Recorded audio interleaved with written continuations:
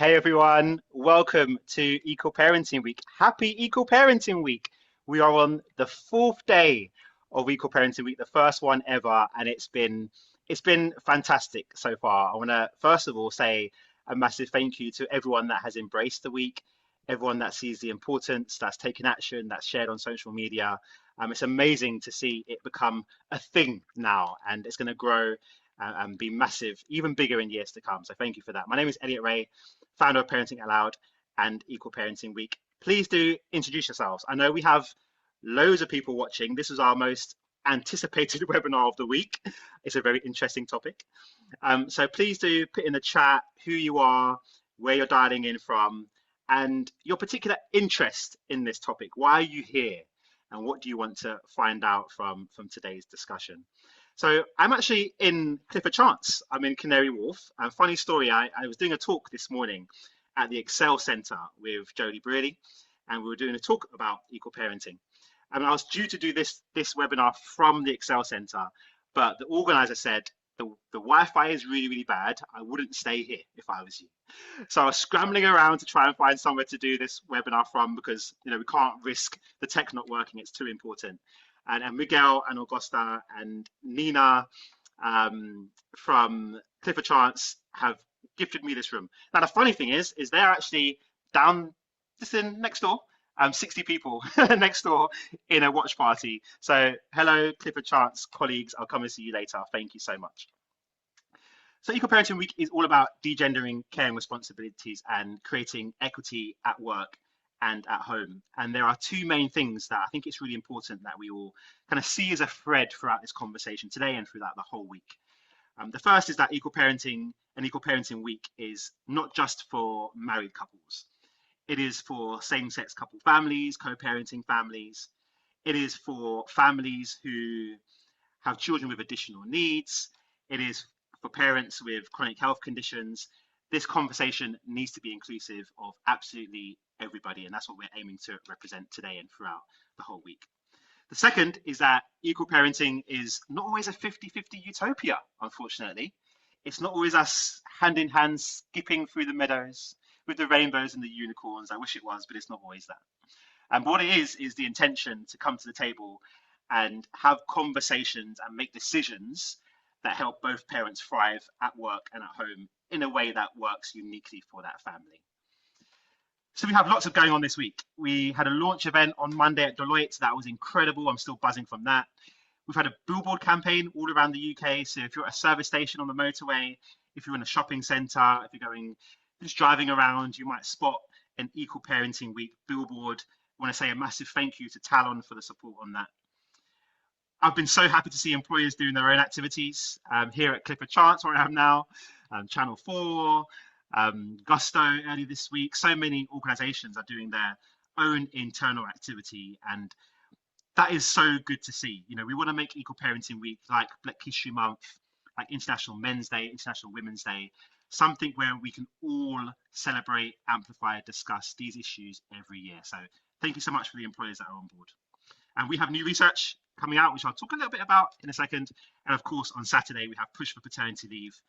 Nationwide in London, Manchester, Leeds, and Nottingham, we are walking for better paternity leave. So bring your family, bring a pram, bring a nan, bring anyone who will come along and help us push for paternity. So this is important. We have a fight on our hands. There are characters in the media and in politics that want to take us back to the 1950s. They want to take us back to the Handmaid's Tale. They believe that childcare is women's work. This week, this conversation is the alternative. It is saying there is a different way of living, a different way to have our relationships, a different way of being a man. There's a different model of masculinity. And today we are going to really delve into what that looks like and really focus on equitable relationships. So throughout the week, we have done events looking at policy. We have done events looking at government, at businesses and employers. But I think a big part of this conversation is in our own homes. It is between couples. It is the conversations we do or don't have. It's how we are preparing for parenthood. It's how willing we are to come to the table and admit our vulnerabilities and talk about what we need from each other. And so today, I think the reason why this has been the most registered for webinar is because we're getting into all of that, the very personal, equitable relationship side of things. We know that mothers do around 60% more unpaid care, from childcare to domestic duties. And our new research with YouGov shows that dads are twice more likely to say they are equal parenting. Twice more likely to say they're in equal parenting households. So there is a perception gap here. There is the mental invisible load, which is clearly not shared equally. And we need to discuss the implications of that and how we can improve as couples to help us both thrive at work and at home. So to help us do that, we have an amazing set of panelists. We have Rachel Childs, who's an expert in the mental load, has a great podcast and a great book. We have Jane Sykes from NCT, the leading charity that helps prepare parents for parenthood. And we have a couple, Vikram and Rishika, who are going to be talking about how they share the load, how they share the mental load, and delving into what that looks like in reality for couples now in 2026. So welcome. Put your questions in the chat. At the end, we'll come to a Q&A. We'll bring all the panelists back on, and we'll get through as many questions as we can. But please do use the chat function, talk amongst yourselves. And again, for all the people at the watch party, hello, thanks for being with us. So let's introduce our first guest to the stage, Rachel. Rachel, welcome. Hello. Hello. So let's get into it. You know, you've done so much work around the mental load and relationships and preparing couples for parenthood. So what is the mental load and why does it disproportionately fall on mothers? Thank you, Elliot, and congratulations for the week and everything that you have done so far and all the watch parties. I think it's amazing. Yes, I am very passionate about the mental load, and particularly through the lens of how we can help couples to have the conversations that are going to be reducing it.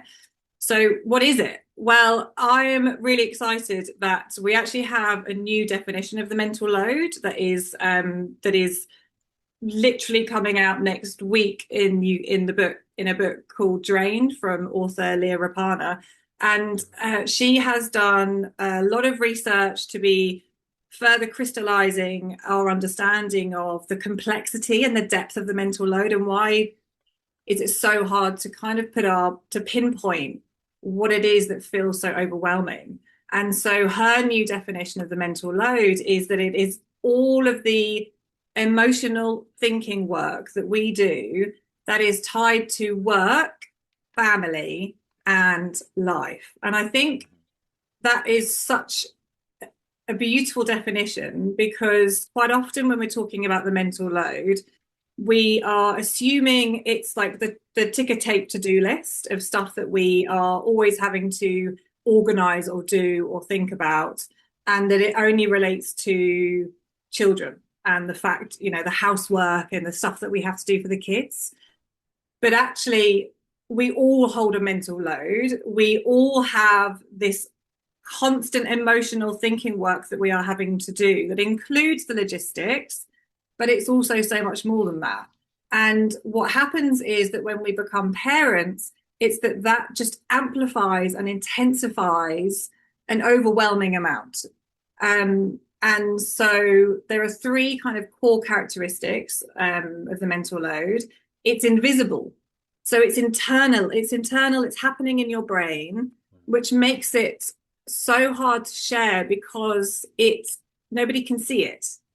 And the to-do lists make it visible, but so much more of it is just always on in your mind that it makes it so much harder to share. It's boundaryless. So you carry it everywhere when you're asleep, when you go to work, when you're at home. Like there are no ways of saying, oh, it's in this container. It's just within the childcare. Like it's everywhere. And it's enduring. So it doesn't stop because it's so closely tied to the people and the things that you care deeply about. It's always thinking about how am I best supporting the people that I most love and the things that I care most about, which is why it feels like it's always on and it's always there. And I think the other thing, part of the definition around Leah's new definition that is so helpful is she's been able to categorize exactly what it is beyond the to-do list. So the logistics is actually one of 8 types of mental load that we carry. And that's mad that, it's this constant anticipating, monitoring, planning, emotionally processing around 8 different categories of life, around our emotional support, our relationship management, be that with our children, with our friends, with our work colleagues, with our partners. It's around the magic making, like always like thinking about, oh, especially we talk a lot about Christmas with the mental load. What are those moments of magic that we're wanting to make with our family and in our homes? And it's also around that future planning, the dream building. Where do we want to be? What's important for our family?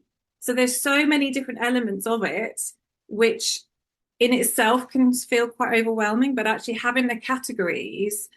And I think the most important part of the conversations around the mental load are being able to offer language and categories to say, this is already happening in your brain. We're not saying that this is more things that you need to be doing or thinking about. I think we do enough of that for parents. But it's being able to offer the language to say, these are the things that and the ways that we can categorize all of the lists and all of the mental load that you're carrying. And then we have choices to make, to be able to say, how much are you talking about it? How much are you able to articulate a lot of those categories to each other? How much are you over carrying and maybe overburdening yourself? And how much can we start to release? And so to your point about why is it so exponentially or disproportionately falling on mothers, well, that comes down to our social norms and expectations primarily. It's not because women are more capable, but it's because women are conditioned and socially positioned as the default household managers and default household caregivers. It's because we are expected to be, and we are expected and judged to be organized, to be responsible for children's well-being, to be available at the drop of a hat. And that expectation is kind of a push and a pull. And I would say that organizations in many ways push women in that within that expectations, and then society at large, I think we pull women into it. So when the nursery is only calling the mothers, not the fathers, despite being told 150 times, like they're being pulled into it, even when they're trying not to be. Yeah. And this is why the paternity Men are leave trying to conversation is, get yeah, it's involved. why the paternity leave conversation is so important as well, because if dads have that 2 weeks and they go back to work, they don't get the time and opportunity to be equal parents, to learn to think about, okay, where does the nappies go? What do I need to do to make sure things are ready for the baby? So it's part of why that conversation is so important. But let's talk about the impact. So we know the mental load disproportionately falls on mothers. What is the impact on well-being, relationships, and career progression of this?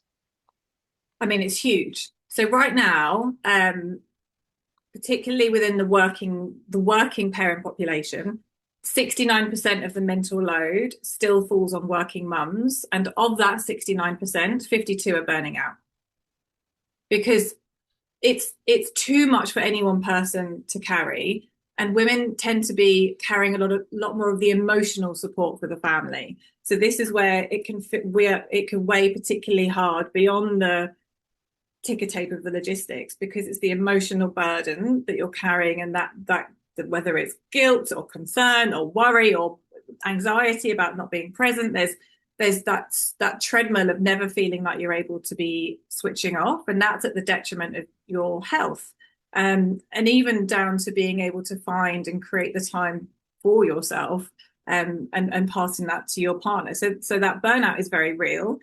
And when it comes to relationships, because we don't have the language in our relationships to be able to talk about it, because of the social norms and because of the way that workplaces are still really,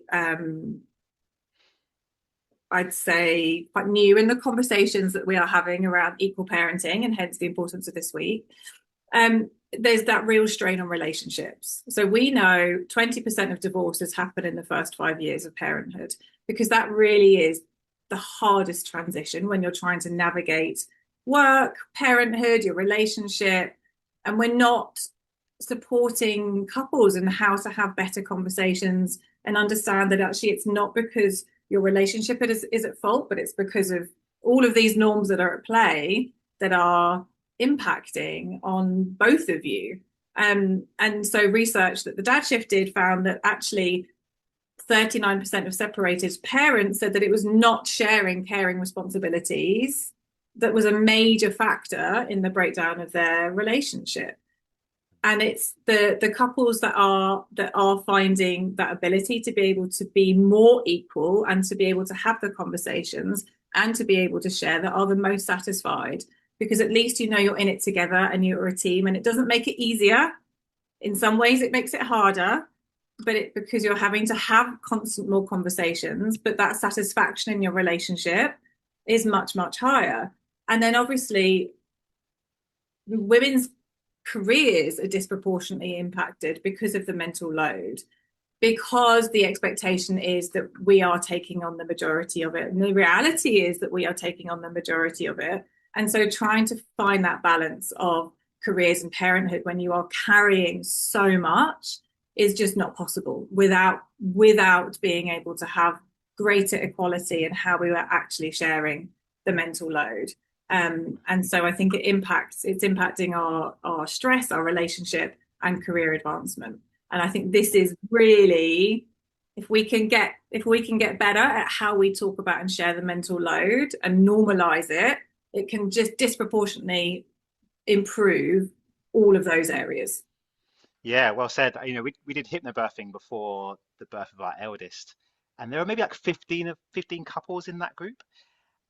And within 2 years of us all having our babies, a high percentage of those couples had broken up, split up. And I think a lot of it was because we just all were so unprepared for how having a family and baby was going to change our relationship. And we did what I call sleepwalking into parenting ultimately. Yeah. And so you've got a brilliant book which helps parents to What? prepare. Oh, look at that product placement. And just by magic. I love that. Never too far away from your book, right? That's Uh, a true author.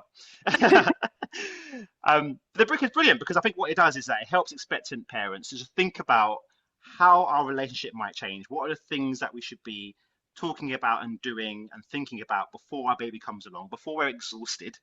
Um, and that is so necessary. So talk to us a little bit about how you think we can prepare expectant parents for what's to come. So when this chaos comes and the mental load is here, we're always best placed to kind of fix that as a couple and attack it as a couple together.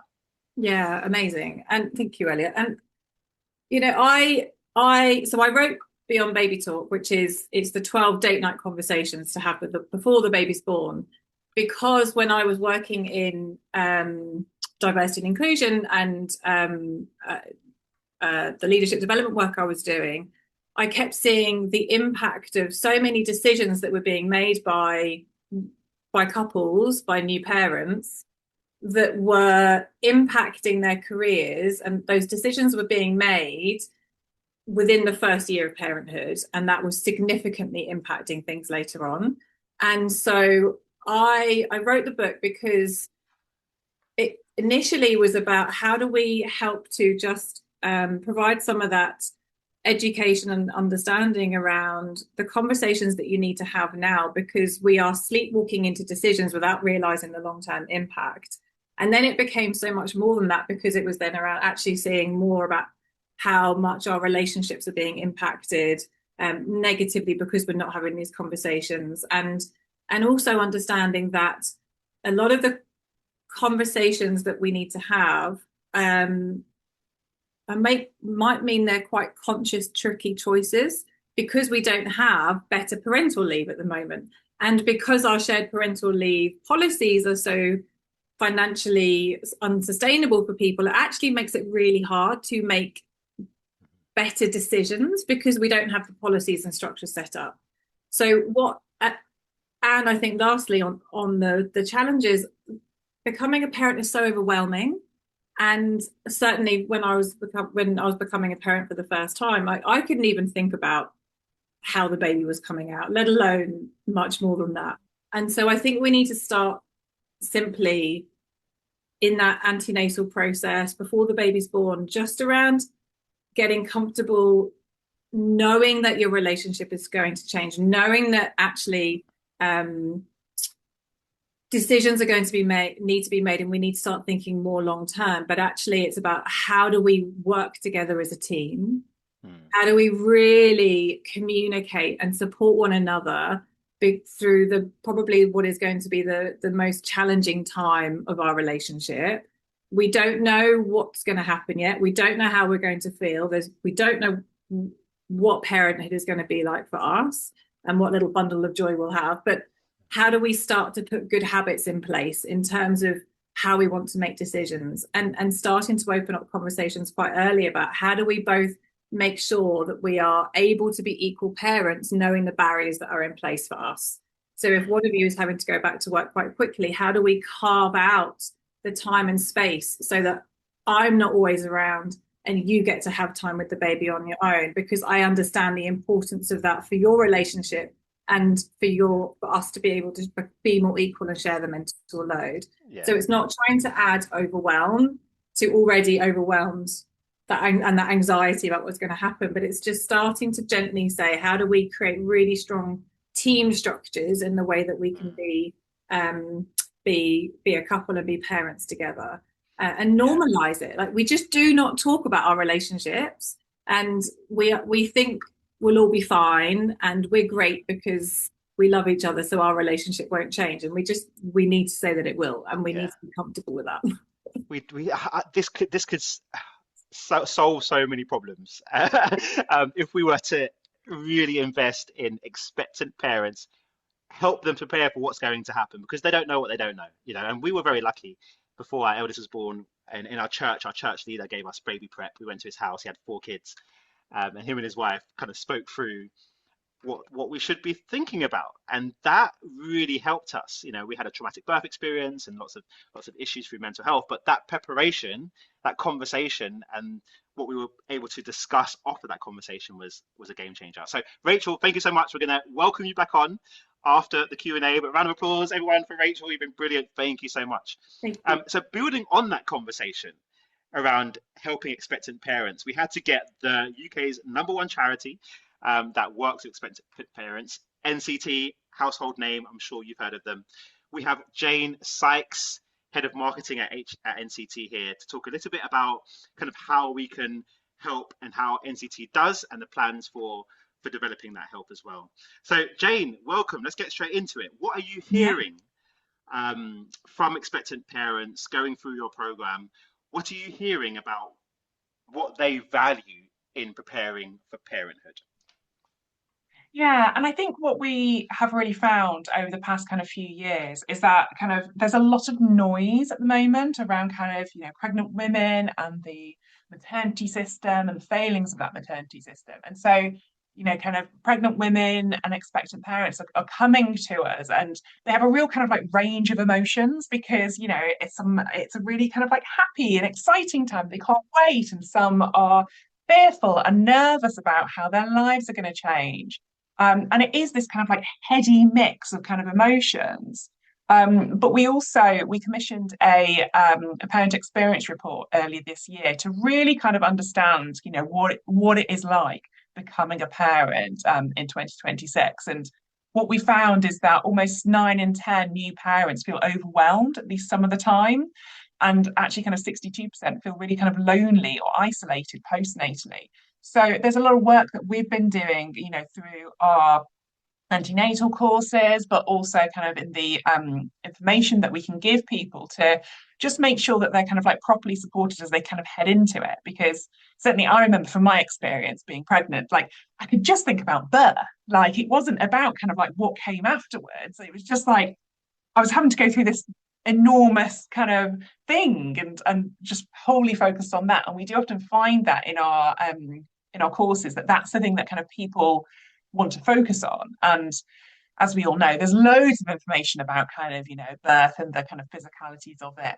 But actually, what's really important for us and those who kind of like who we work with is making sure that there is just that kind of space to take a moment, take stock when you are busy, you've got a long baby list of the things that you need to buy and the things you need to do.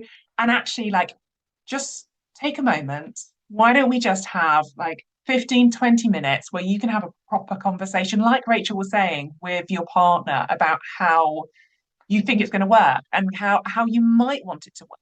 Because the other thing as well is to know that you might make kind of big plans about how you're going to divide up, all the different kind of parts of parenting, kind of mental and physical. But until you're kind of actually in it, you don't know what that's going to look like. And also that changes throughout kind of the course of, me and my husband, we talk a lot about kind of light bulbs in our life. And the fact you've got kind of like a home light bulb, you've got a work light bulb, and you've got kind of like a health light bulb. And it's really hard for all of those to be burning brightly all at the same time. It's just not kind of doable. And so it's about kind of acknowledging and understanding that it's okay and doesn't make you any less ambitious. If like one of those has to kind of turn down slightly to turn the other one up. And that's going to like bend and flex, both in terms of, you in your relationship and where you are in your life as well. And just having that conversation and making sure that yes, you're having that conversation kind of antenatally of kind of like the ways that you might do it, but being able to start that conversation because then you have a way to keep bringing up that conversation of like, hey, you remember when we spoke about this? Do you know what? It just kind of isn't working for me anymore. Can we maybe talk about doing it differently?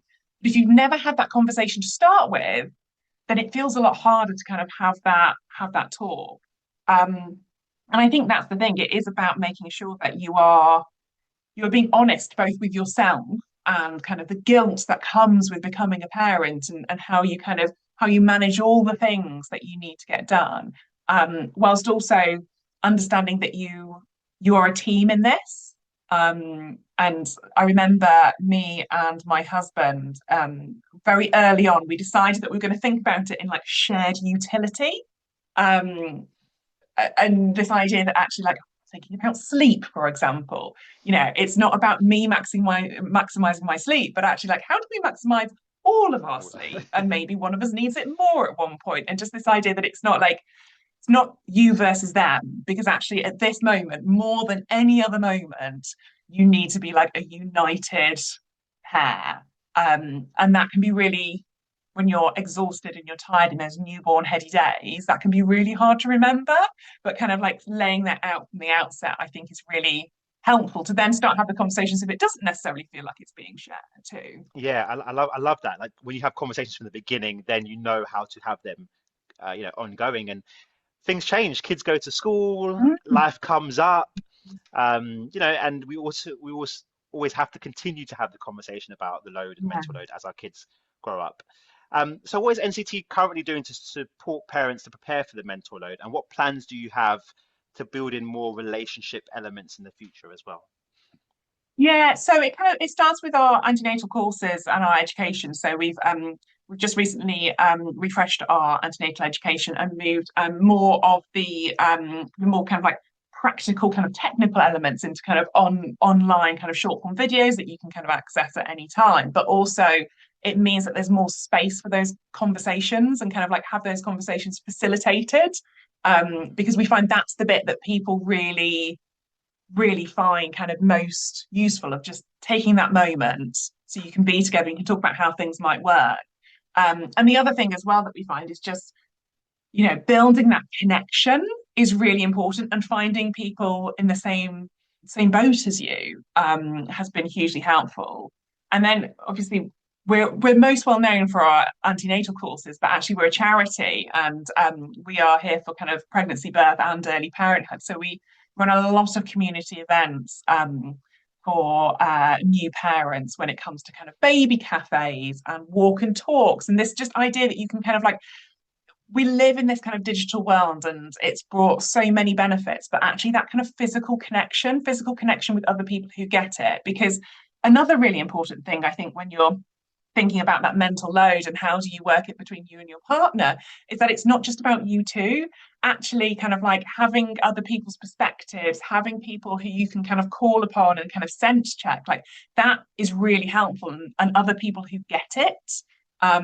Because as a society, we're becoming increasingly isolated, and it's hard to find that kind of physical connection. But we know that it really helps people and like realize they're not alone, but also that they don't have to juggle it just between them. Like there are other ways, there's other kind of opinions and things like that, and that is so important as you're kind of going through it in those early days and you're finding your feet, as well as that kind of antenatal period too.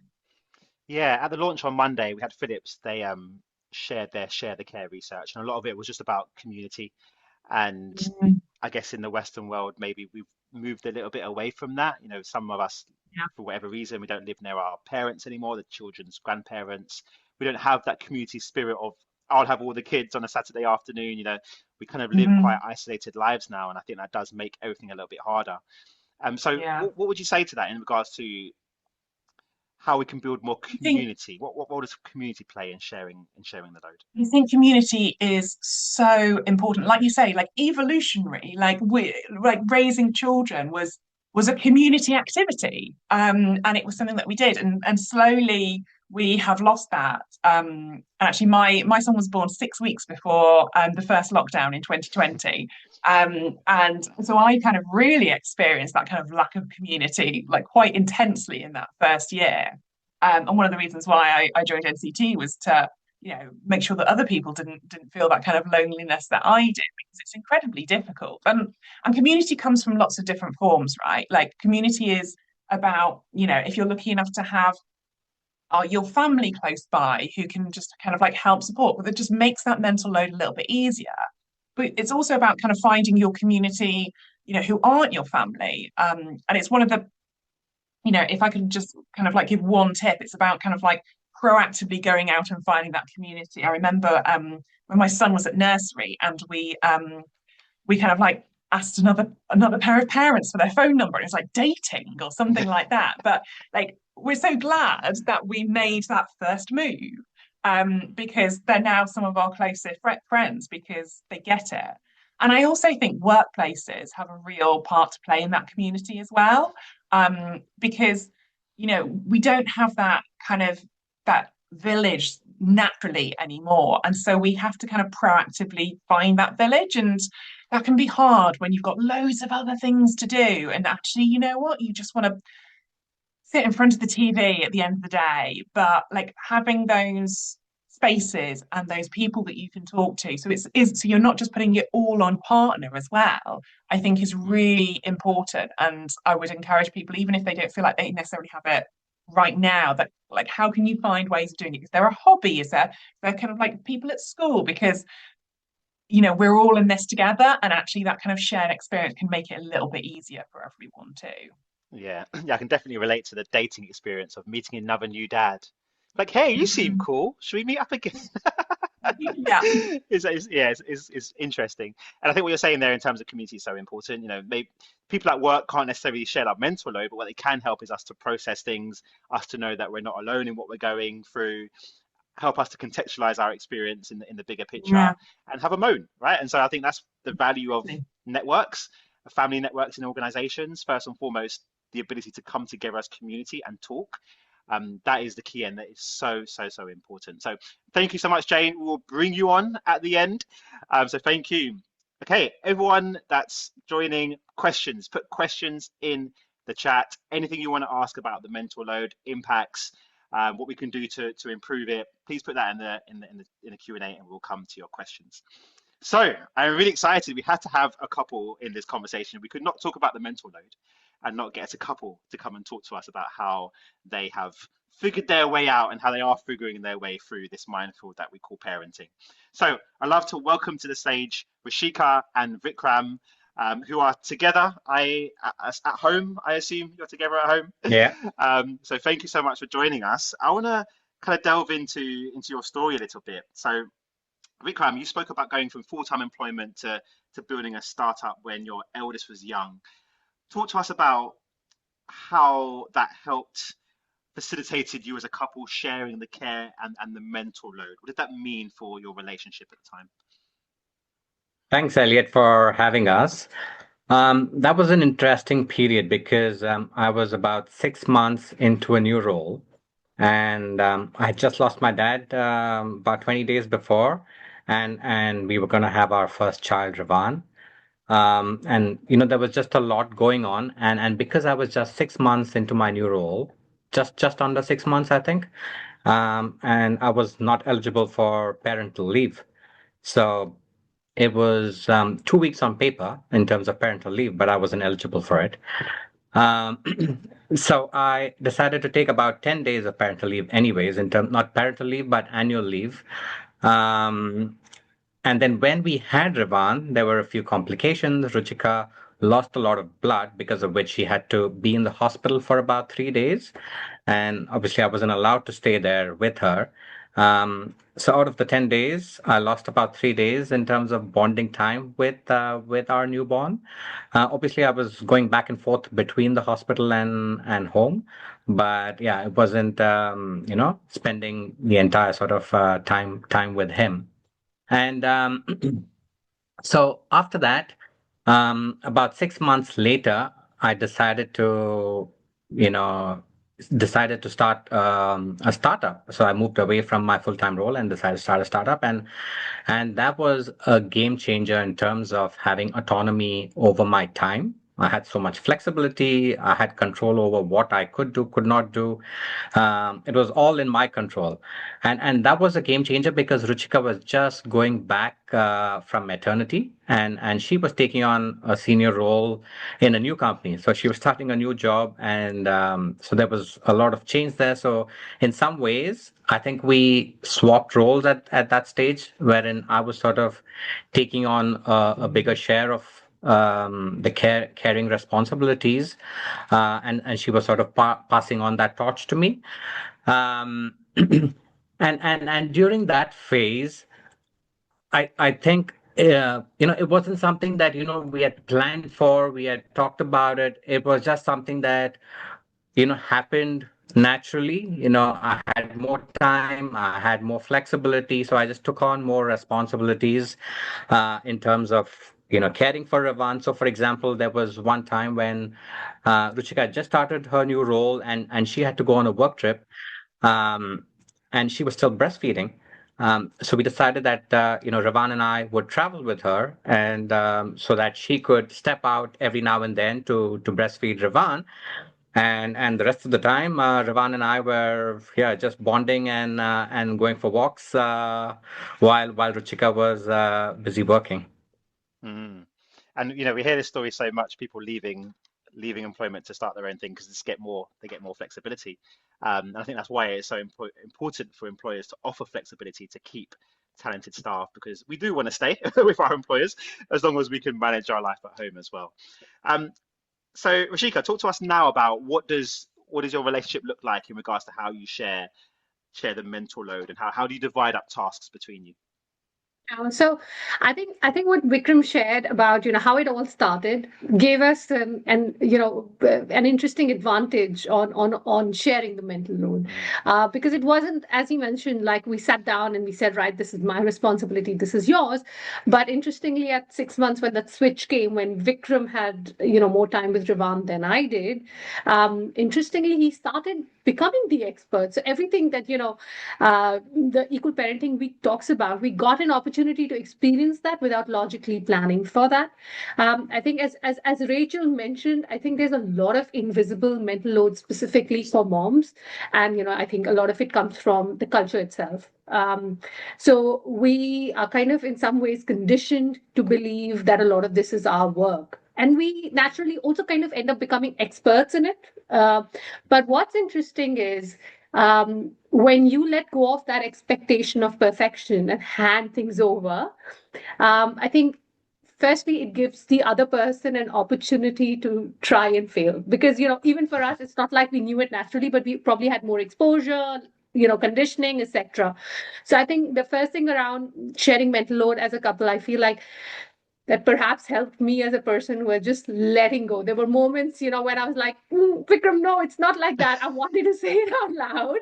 And Vikram will disagree. yeah. But I think we've just kind of learned to agree to disagree, and I kind of just, don't say it. And eventually to be honest and to be fair, he did get a lot of those things, but it took time. So I think the first thing in my head around mental load sharing is letting go of and letting the other person figure it out to some extent. I think, secondly, for us, I think is we have very clear cut divided tasks. So he doesn't help me with like booking the dentist appointment. So I don't remind him to book the dentist appointment. The dentist has his number. There's a reminder. It's his duty, and I don't intervene or interfere. So that kind of helps because we have our tasks and we run through with our tasks, and the other person is the supplementary partner on those tasks. And we are very organized with our calendars. So everything from like World Book Day to like nursery pickups and appointments, it's all in the calendar. So that also kind of saves us some stress from like, I didn't know this, or I was not expecting to do this, including things like which days he will pick up, the kids from the nursery, or I will. And I think, fourthly, and very importantly, I think it's the non-negotiable. So for Vikram, watching his Liverpool matches is an absolute must, right? Boo. No, I'm joking. I'm joking. I don't want to offend any Liverpool fans in the chat. Okay, don't come for me. I like Liverpool. And for me, it's CrossFit. Like I like in my CrossFit classes. So those are sacred things for us, and in some ways we almost protect each other's time. So like if there's a Liverpool match on a Sunday, I will take the kids out and do my own thing, and vice versa, right? So that also kind of gives us the opportunity to disconnect and do things that we really enjoy, to be better people, and then hopefully happier parents and partners, etc. So yeah. Incredible. You said so many things there that I think everyone's going to really agree with, that letting go. I try not to give advice to parents, to be honest. I do not give advice. But if people push me, the only thing I say to the dads is get your hands dirty, literally, lean in, go for it. You are an equal parent. And I say to the mums, let go, let the dad do that. Whatever he's going to do in his way, it will be different, but he'll figure it out. But what you said there in terms of like splitting the duties, and so who's doing what, the calendars, protecting each other's time. Incredible advice and reflections there. I want to talk about work. How does flexible working workplace culture enable this? How does your workplace culture do that and support you in being equal parents and sharing the mental load? Yeah. So in my current role, things are a lot flexible. So I have complete sort of control over how I manage my calendar and how I manage my workload. And that sort of plays a big role. So we have two kids now. One's a year old. She's still at home and not going to the nursery. One's in the nursery. So which obviously adds a lot more complications in terms of, nursery pickups, drop-offs, and then caring for the second one. Again, so giving Ruchika a break every now and then, before she goes back to work. So I think the fact that I have this control and autonomy in terms of managing my workload and my calendar is a big plus. And the fact that I can work from home a few times a week. And I think that's a big bonus as well, because it plays a huge role. And I think that was the case with Ruchika as well when we had Ravan. So do you want to talk about? Absolutely. The interesting thing is, like at a nursery, they'll have like coffee afternoons for moms at 3:30 on a Tuesday, right? And you want to be that mom who's there for their little one, right? You don't want your son to be the only one who doesn't have his mom around. But also Tuesday at 3:30 makes it very complicated to be there. But I think to your question about flexible working, right? Like protecting those times in the diary, and ensuring that you're probably there at 3:30, but then, finishing it up once the day is over and finishing your responsibilities from work as well. So you are responsible enough to make those choices of when to prioritize what. And this whole work-life balance thing, I think, is flexibility on both sides. So tomorrow if I have to be up at 6 a.m. because I have to attend a call in another time zone, I would do that very willingly because I was able to step away at Tuesday or at 3:30 p.m. So yeah. And Yeah. yeah, on that same point, so for example, the nursery had a Father's Day celebration at about 3 p.m. in the afternoon. And this was while I was working on my startup. So I had a bit more flexibility. I went in there. There were a few dads in there, maybe 3 or 4 dads. But a lot of the dads obviously couldn't make it because, it was middle of a working day. So I think those kind of challenges are definitely there, and it's a bit difficult to overcome those kind of challenges. Um, Yeah, but no, I think it kind of ties down, Elliot, to the launch event. I remember there was a statistic that men feel uncomfortable asking for flexible, even if they have taking those opportunities. And for the Mother's Day at 3:30, most mothers were there. But for the Father's Day, I mean, back to the point of even if flexible working is there, the culture doesn't support it. It just becomes complicated. 100%. Working Family research showed 50% of the dads they surveyed felt nervous asking for flexibility. 21% had heard "Where's your wife?" in response to a flexible working request. So we're up against these kind of societal norms, and they are in our workplaces. But I love what you said there in regards to you will wake up tomorrow morning at 6 a.m. to do a call because you will feel supported the rest of the time. And that is the thing. If you support your working parents, they're going to give back to you tenfold the gratitude they will feel in regards to you care about me, so I will work super hard to make sure I'm a high performer. I want to talk about culture. So we did this webinar on Tuesday around the paternity leave, and there was a dad from Coots. He'd taken 2 blocks of 6 months paid paternity leave. And he said that his workplace was really supportive. He didn't feel backlash from his workplace, but it was from wider friends and family. And he was talking about the culture where he's from, where there's quite traditional gender roles. And his mother-in-law, his parents, uncles, aunties, they were saying, "Are you sure you want to take 6 months off twice? You're a man, you should basically go to work. This could be really bad for you." And they were super uncomfortable with it. He did it anyway, and it was fantastic. But I know a lot of our decisions are not just based on workplace culture. The culture where our parents are from can have a massive impact on how we see things. So can you talk to that in regards to your experience of how cultural norms have impacted how you've parented and split the care? yeah, especially the parts of the world where we come from. I think these gender roles and norms are even more sort of biased in some ways. So at least from the generations from where my parents are, or my uncles and aunts come from. It's very moms do this, dads do this. So for example, when we had Revan, and I would change his nappies in the first few weeks, my mom would be calling all of her friends and siblings and telling them, "Oh, you know what? Vikram's changing diapers." It was like a big story that. But not just his mom, even my mom and grandmom, they were absolutely shocked. They were like, "Oh my God, we must have done some good deeds in our previous birth that we have a son-in-law who changes diapers." It's like a news article. Dad changes nappies. Yeah. Yeah, and it's Uh, not just family, right? I mean, the general sort of perception is that, the mom does most of the work, and the dads are just there to support a little bit here and there. So for instance, while I was working on my startup, so I used to do all the naps, and very often I used to put Revan on the buggy and then take our dog and Revan and go on long walks and put him to nap on the buggy. I used to bump into random people on the street, on a daily basis, and they used to be like, "Oh, look, Super Dad is here."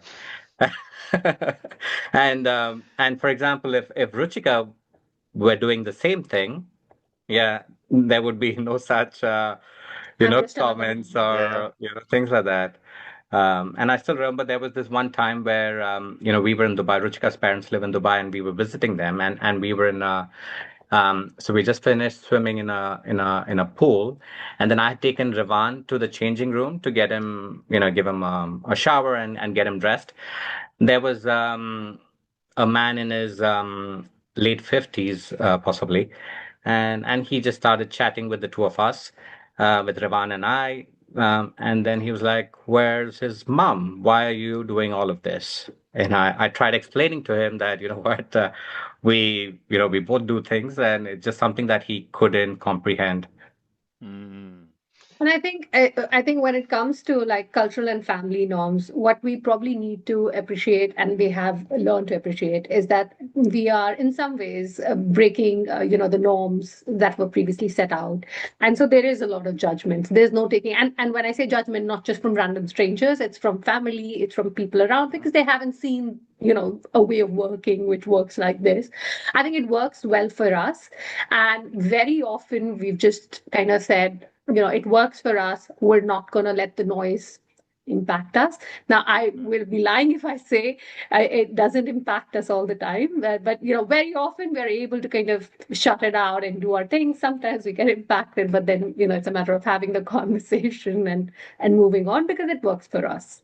Yeah, and I think that's why like these conversations are so important because if you are feeling backlash, resentment from friends and family, and you don't have anyone else who is like-minded like you that you can talk to, you kind of feel quite isolated. And so joining things like Equal Parenting Week, or if you have a families network in your organization, you can meet like-minded people who think like you, and that's your new community. That's the people that you can be inspired from. So yeah, it's been incredible hearing your story. I'll be talking to you all day, Rashika and Vikram. Thank you so much. Round of applause. All right, so let's welcome all of our panelists back onto the stage.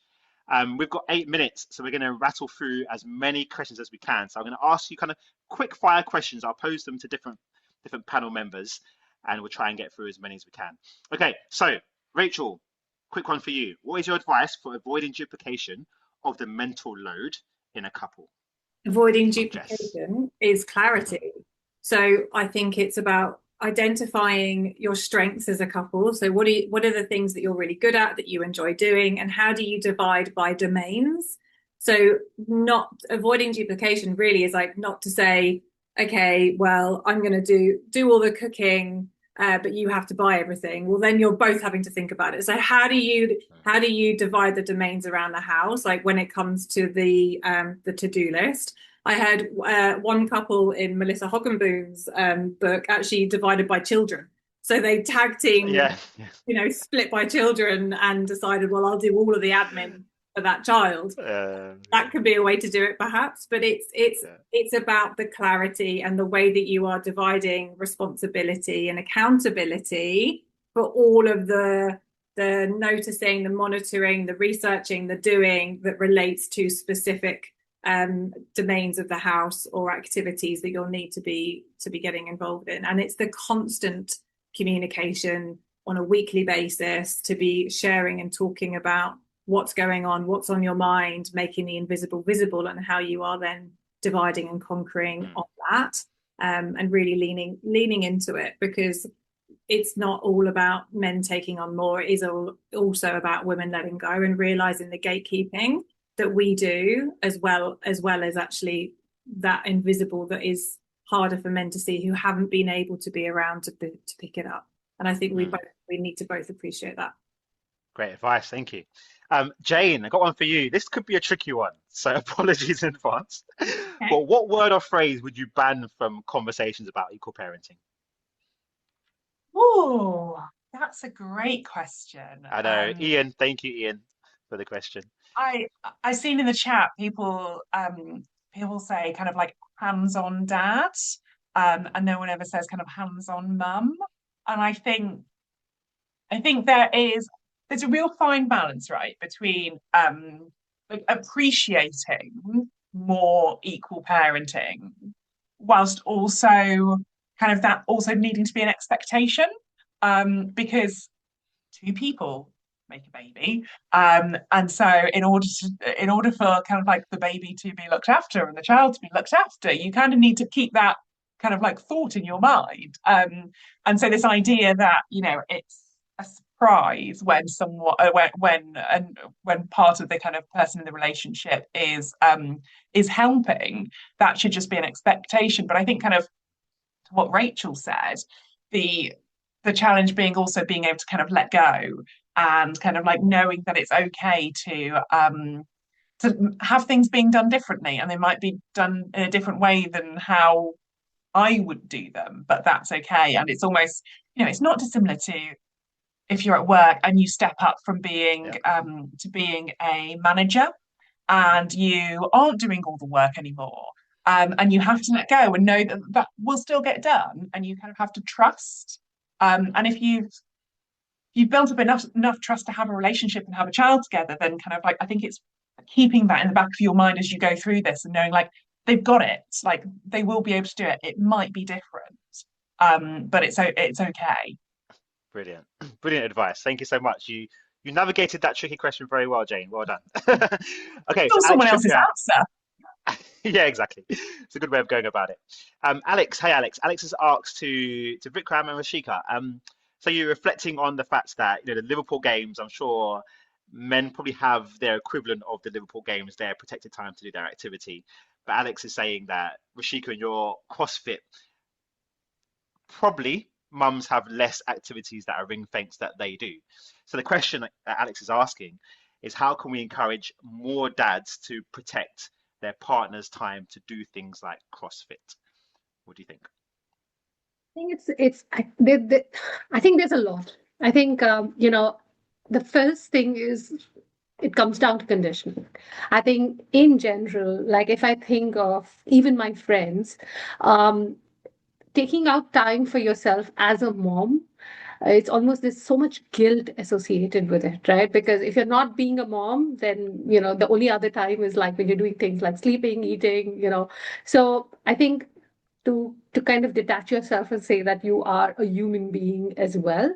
So I think that conversation, the only person that can influence you or help you think or take that guilt off is the dad in a big way. So to the question around how can dads help is firstly making moms even recognize that there's an element of conditioning that is impacting them feel this way. And then I think there are tons of things that probably the mom did before the kids were born. So supporting them, in that journey. And I think thirdly, like when people judge, because there's a lot of judgment still when I go to my CrossFit.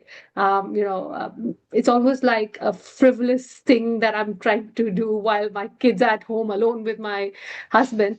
So protecting her from that judgment, because if Vikram let that judgment get to him, I would probably stop going to CrossFit, right? Because I would feel responsible. But then he almost makes it like, yeah, but this is important, like you have to do it, right? Like so I think these few things can probably go a long way. But I think the dad probably has the biggest role to play here, to kind of unshackled all these invisible boundaries we've created for ourselves. And it's just about giving that little bit of confidence as well to the mums that you can manage while she's away, and it's not a lot. I mean, for example, if it's just an hour or an hour and a half, and yeah, I mean, it's just about stepping in and sort of taking care of your child for that 2 hour period, and yeah, bonding, and someone just rightly said bonding with your little one at during that time. um yeah. Yeah, fantastic. I would love to carry on this conversation. I would love to. And so what we're going to do? We're going to do a part two because we are going to be releasing an equal parenting report later on in May. So we're going to do a part two webinar to explore much more about the mental load. I think today we've had a great conversation, but there's so much more we can cover. Great conversation in the chat. Great Q&A as well, great questions. So thank you so much to everyone that's been participating and made this conversation so impactful. It will be recorded, so join our mailing list and you'll be the first to notified when that comes up. I think the main thing for me that I've taken from this conversation is, for us dads, we need to lean in. There are cultural barriers, there are organizational barriers. Sometimes there are internal barriers around our own idea of masculinity and what it means to be a man. Maybe we've learned these things from our forefathers and our community, but we need to lean in. It's good for us too. Dads who are involved in day-to-day care have better mental health and better life satisfaction overall. So it's really important for us to lean in. And I guess, as we've discussed, for the mums to let go, let the dads do it their way.